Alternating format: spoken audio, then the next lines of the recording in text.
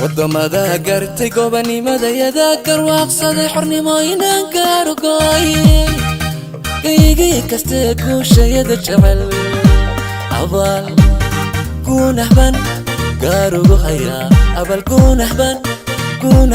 abaal guunahban gaarugu hayaa